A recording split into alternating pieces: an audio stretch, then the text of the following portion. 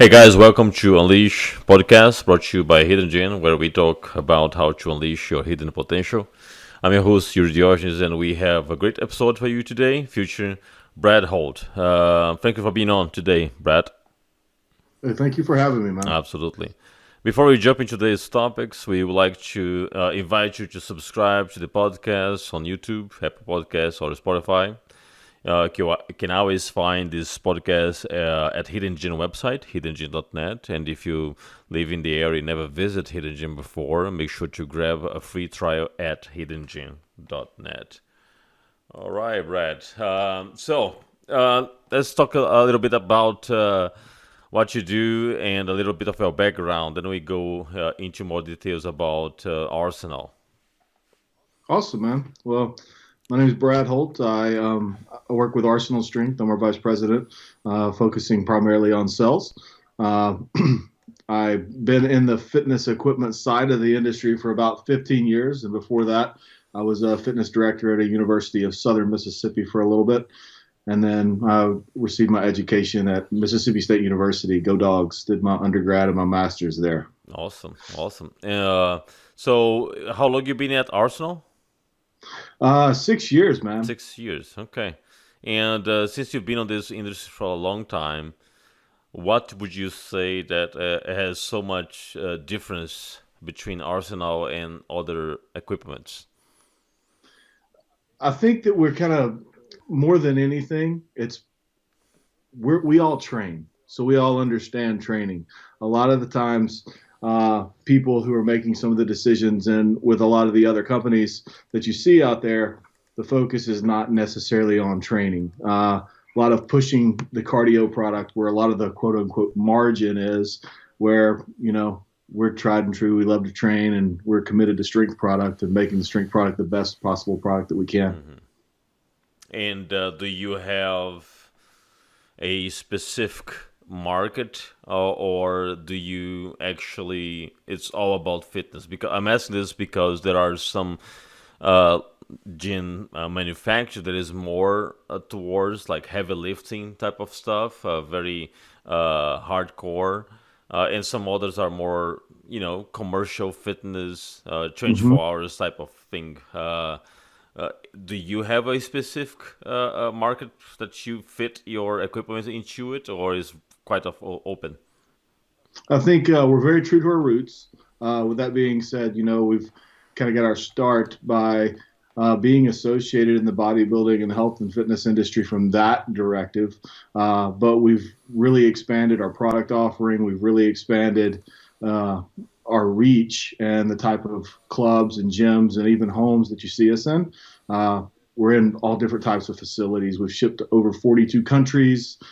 So there's a broad breadth of product that we have that can reach multiple demographics and different types of clubs and training facilities. When you say home, do you say that you have some line of equipment for home gym as well?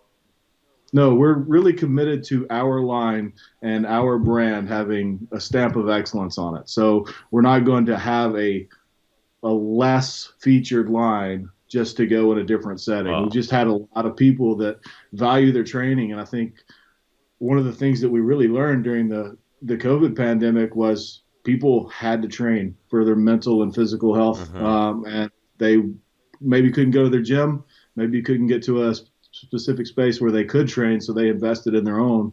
And there's some incredible home gyms around the world right now. Yeah, yeah. And I was looking to the website, and I see that there are different series: the Reload, the M1, the Alpha, Yeah. Bravo.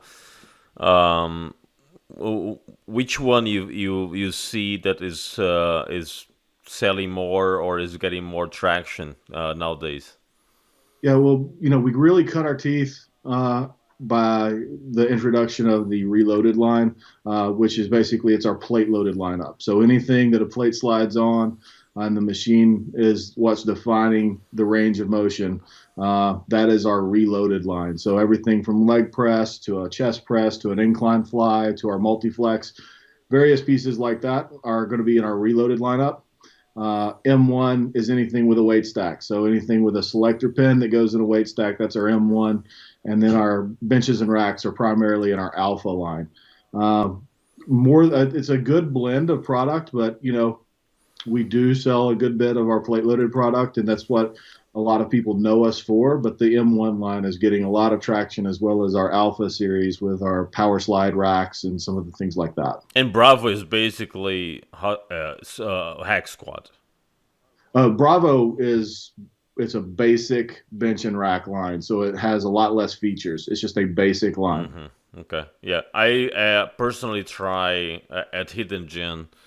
They have the reloaded Incline Fly. It's Yeah, really good stuff for sure. and Greg puts people through the paces on that pendulum squat on a regular basis too, right? Yeah, the pendulum is terrific. It's a very good exercise for sure. Um, when you do you participate only on the sell, or do you have any knowledge also on the design? For example, if they come up with a new machine, do you get any inquiry about the need for that type of machine on the market, or when it comes to you, it's something that is already ready? Yeah, I'm very fortunate. I was basically employee number one after the founder, so I have helped with the design aspect of everything. With my background in exercise science, it's something that I get geeked out about. I really love getting the idea and the concept and taking that concept, working through different renderings with our engineer team, all the way through getting it to beta prototype and to working prototype, and then after some testing, getting that out in the field and getting the world to be a healthier and better place and a stronger place by using our product. Yeah, so you even probably even try it out before they release. You just mentioned the test phase, almost like a pilot. So you also participate on the test and everything. Of course, Oh, that's yeah. cool. So you definitely had some participation on the pendulum squat. Well, most definitely, that was a fun one. Cool. Can you explain a little bit more about this process? I mean, how long it usually takes from the design to the product is ready to go? So we go from idea to being able to put a product out in the marketplace. That's about a year process. Wow.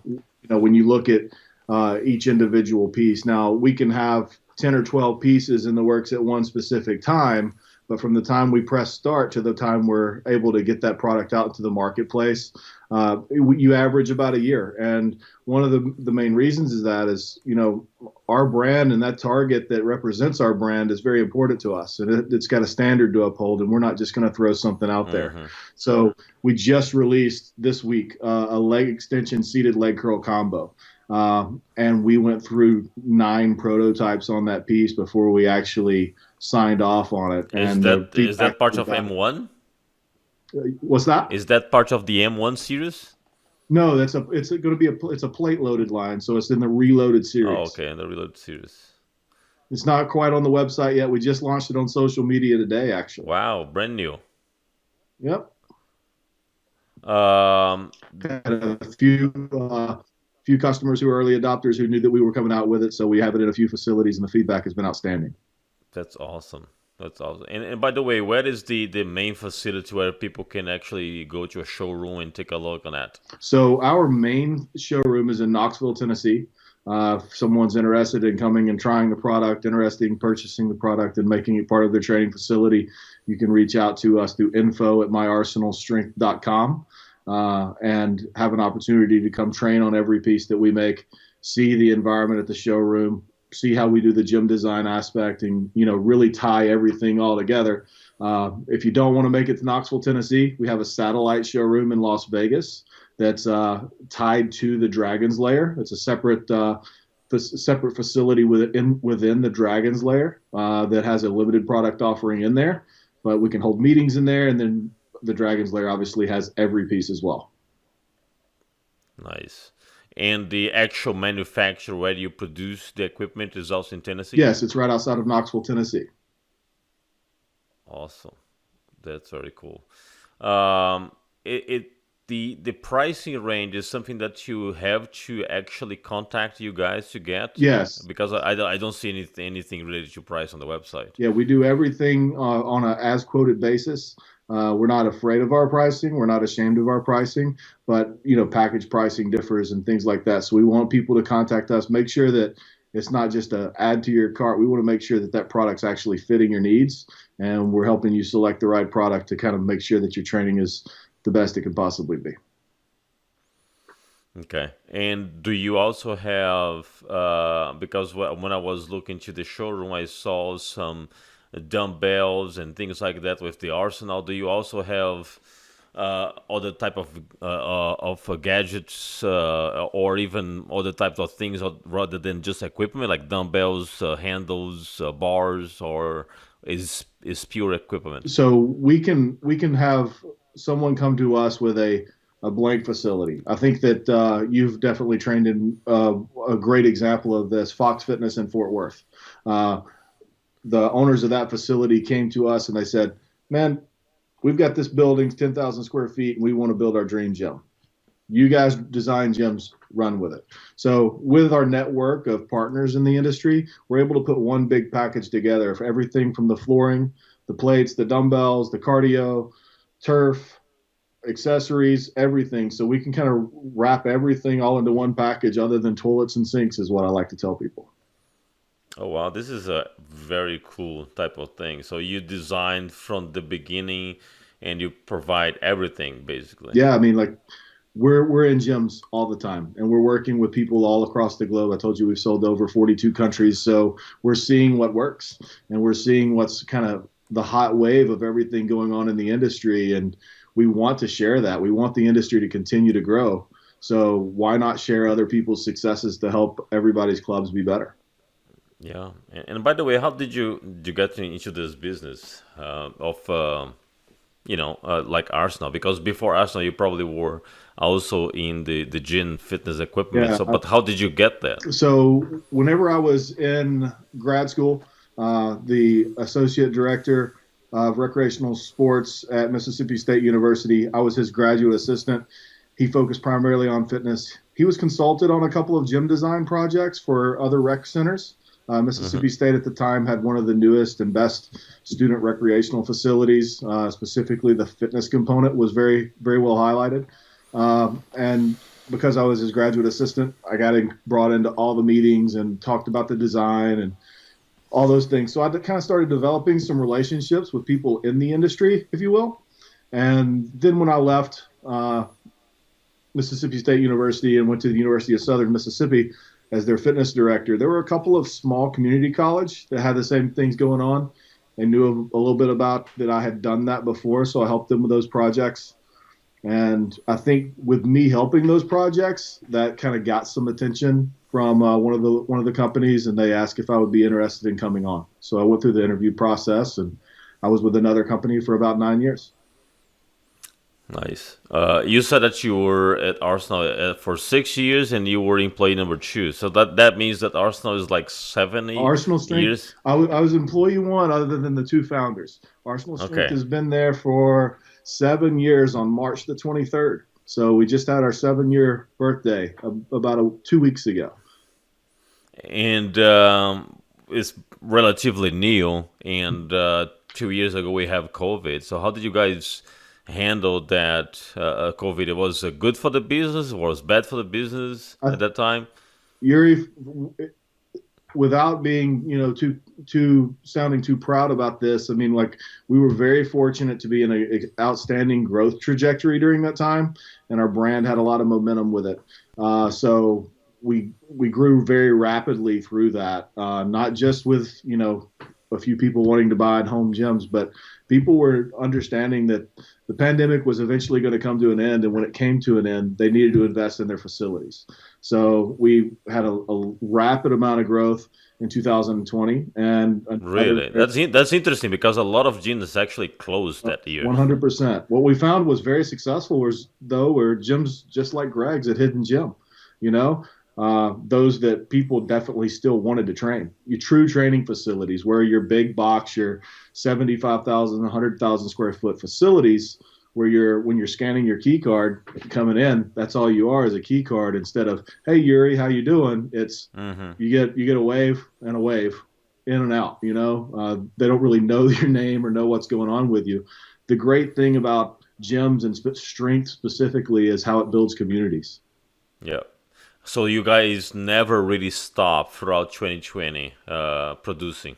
2020 and 2021 were outstanding amounts of growth.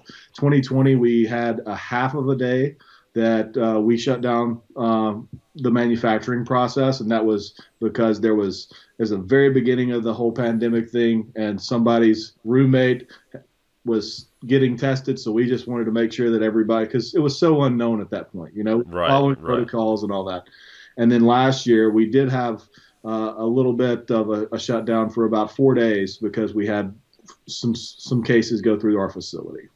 Did the whole supply chain stuff affected you guys as far as raw material? Raw materials are still disrupted, and I foresee that them continue being disrupted for a while. Really?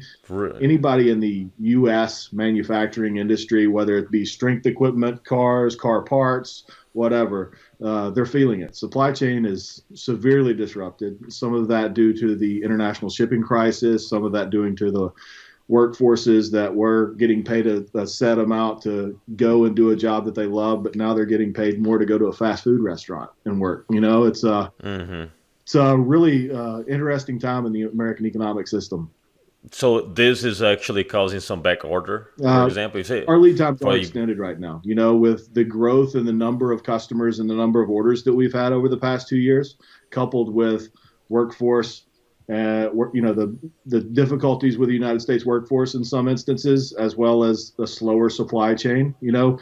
When you're not definitely don't want to go down the political side of this, but when you're continuing to pad people's income when they're not working, the American consumer is used to consuming, so they're buying up things that are made with these raw materials and resources without people to produce more raw materials and resources.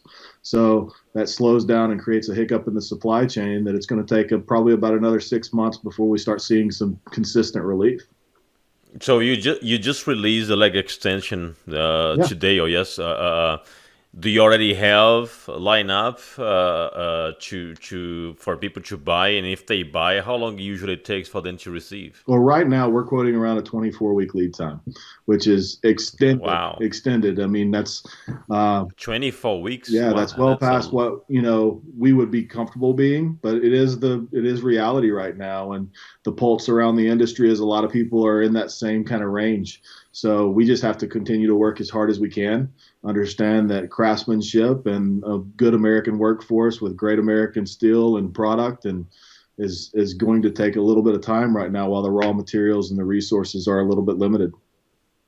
So, do you have anything ready to go, like in stock if you need to, or everything you have to produce from scratch? One of our visions is to maybe one day get to that point. Right now, we're focusing on trying to get as many orders out as quick as we can and trying to drop that lead time down as much as we possibly can.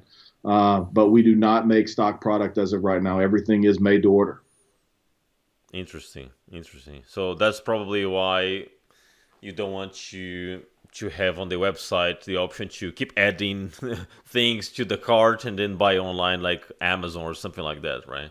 Correct. Like if you go on our website and you build a quote, that just sends it to one of our sales team members for them to reach out to you because we definitely don't want anyone to be misled. We want to be able to talk to those people and, hey, here's our lead time. We want to make sure that you're aware of that. We don't want someone to go in and purchase and think it's going to be shipping in a week. Amazon has kind of created that mindset a little bit for people. Yeah, yeah. And I'm actually surprised that our other uh, not professional, I would say, line of equipments like yours, Mhm. but that are they actually have stock. I mean, there is one. I'm not gonna mention the name here, but it's like home gym type of style that you go to the website and they have it ready. I'm not sure how they are doing that with the supply chain There's a problem. couple. There's one and there's two that they look very similar. One has both of them have a quote unquote base out of the United States. One is manufactured out of the United States, and one is imported. But they're basically, hey, if you want it in black and it's a bunch of tubes that you can bolt together, then they've got tubes that you can bolt together. Not detracting from what either company does, but there's a lot of specialization that goes into our product. Oh yeah, I mean the quality is unprecedented for sure. I use the equipment and probably the durability. That thing will last forever. Uh, It's so good it is. I've seen it, and it's definitely something that requires also very low maintenance. well, thank you. We can always continue to improve. Uh, there's some things that we've got on our radar to continue the improvement process. But I really appreciate the kind words. Yeah, absolutely. And from those equipments, do you have like a leader that you say this is our to go equipment that is the most sold so far? Yeah, I mean, last year the Pendulum Squat led the way. We released it about 2.5 years ago. You had your 6 month period of some early adopters, and then it gained a crazy amount of traction pretty quick. Um, things like the adjustable platform on there and the hand positioning that you can utilize while you're actually using the unit and going through the range of motion creates a really comfortable experience for a pretty painful exercise. Uh, Yeah, and I would say the pendulum is very tricky because I've tried uh, at least three different brands, and some brands just don't feel well, because it's very tricky to do the right range of motion, as you said, and the right balance, the hand position. There's a lot that goes into that thing. Correct. So that was another one where we had 4 or 5 versions of that prototype before that one was pushed out after we were very satisfied with it. On that one, do you have like a maximum capacity as far as stacking weights? So it will hold 5 45 pound plates per side on the weight horn. Uh, I would love to see the quads of an individual who could do that in more than 2 reps, right? Yeah. Well, I know Steve Kuklo does a lot on Yeah. that, but I don't know how he ever max out that thing. Point in case, look at Steve's quads, right? Yeah, exactly. That's cool. So that was the lead last year. Yeah, Do you that was already have one that is leading this year? this year. We've the Incline Fly is doing fantastic, and the Multiflex, which is kind of a person in the bodybuilding industry, Andre Ferguson, he called it whenever he first saw it, he said, "Man, that's like the Swiss Army knife." So it's literally we filmed 42 exercises on it just to show the versatility of that. Think of a functional trainer, but a little bit more ground based and plate loaded. So fully independent movement arms, adjustability for everything from Bulgarian split squats to floor presses to rows. I mean, you can really do a large variety of movements with that piece, and that's been a really big hit as well. Yeah, I'm surprised that you didn't mention the belt squat because it looks pretty cool. I never done on this particular one, but I was just looking to some demos and it looks very nice. Yeah, well, I mean, when I'm trying to point out individual ones, it is hard. Everybody asks me a lot of times, "What's your favorite piece?" And it's like, "Oh, how many children do you have, and how can you pick your favorite one?" Yeah. When you're intimate knowledge all the way down to the nut and bolt level of every single piece, it's hard to pick. Yeah. But the belt squat's another one.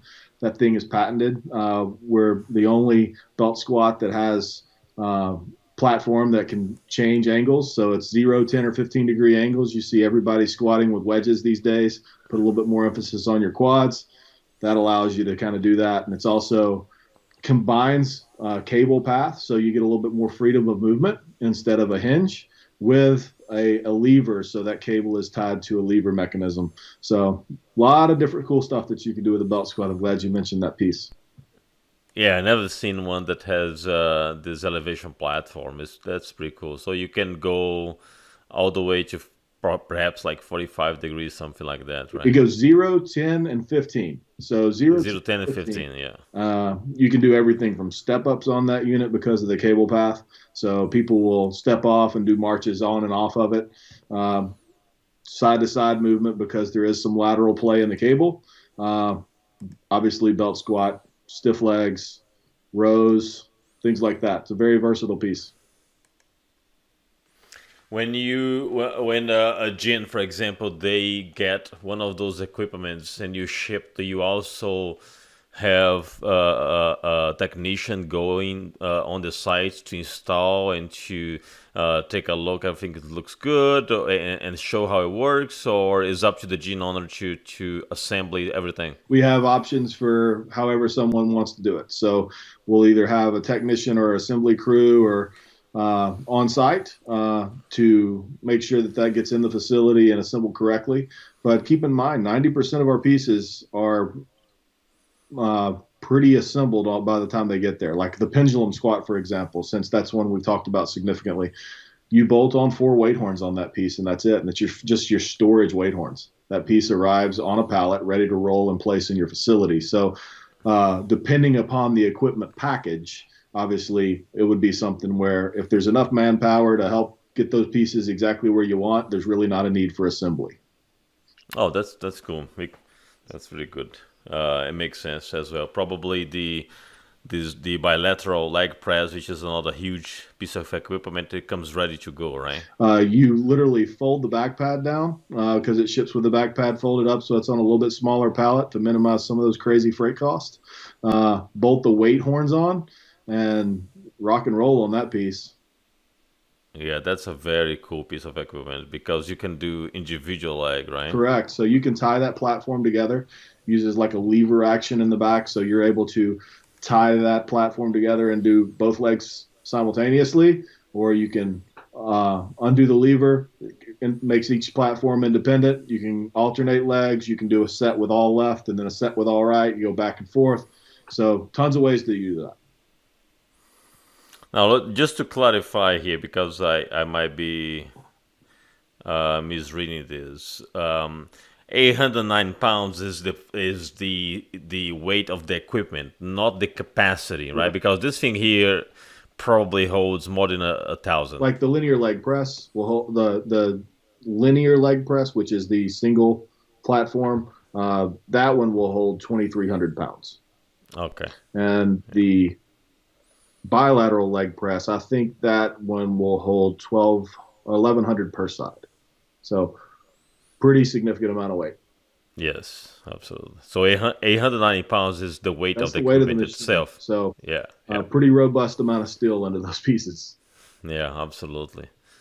Oh, that's amazing, Brad. Thank you very much for giving this overview of the equipments and talking a little bit more about yourself.